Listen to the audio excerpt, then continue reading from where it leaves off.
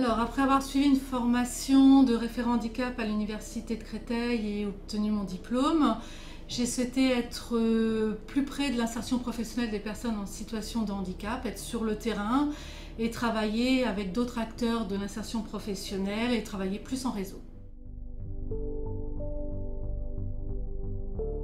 Alors, le dispositif emploi accompagné, il est issu de la loi travail du 8 août 2016, la loi El Khomri.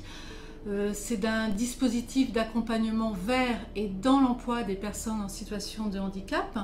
Un dispositif qui est inspiré d'une méthode de soutien à l'emploi qui a fait ses preuves aux États-Unis et dans les pays anglo-saxons. Et cette méthode, elle est basée sur le place on train, c'est-à-dire on place rapidement en entreprise et ensuite on forme sur le poste de travail.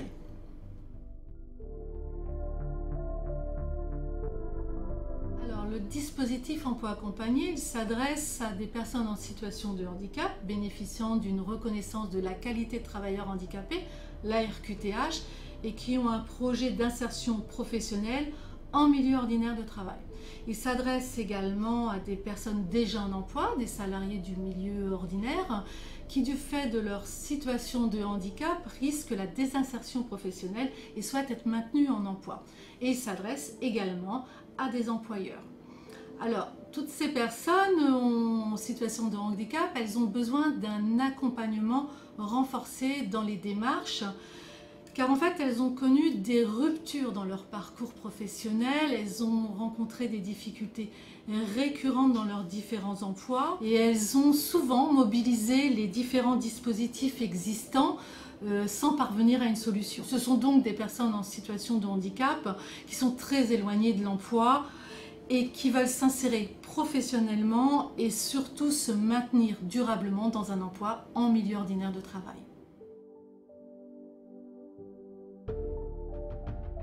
Alors, mon rôle en tant que de référent emploi accompagné, donc qu'on appelle job coach, est soutenir intensivement, sans limitation de durée, la personne et je vais chercher à intégrer en entreprise la personne en situation de handicap.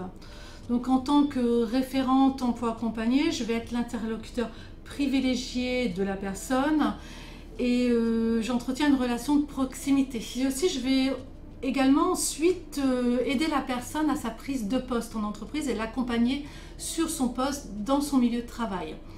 Je vais aussi accompagner l'employeur afin de sécuriser le parcours professionnel et je vais également sensibiliser le collectif du travail, c'est-à-dire sensibiliser au handicap de la personne embauchée pour que les collègues puissent comprendre comment la personne fonctionne. Le but est de travailler ensemble sur les éventuels freins périphériques dus à l'environnement de la personne. Pour la réussite de cet accompagnement, l'élément essentiel est la motivation de la personne d'exercer dans le milieu ordinaire de travail. Ensuite, il faut prendre en compte ses besoins, ses attentes, ses envies. Il faut favoriser son empowerment.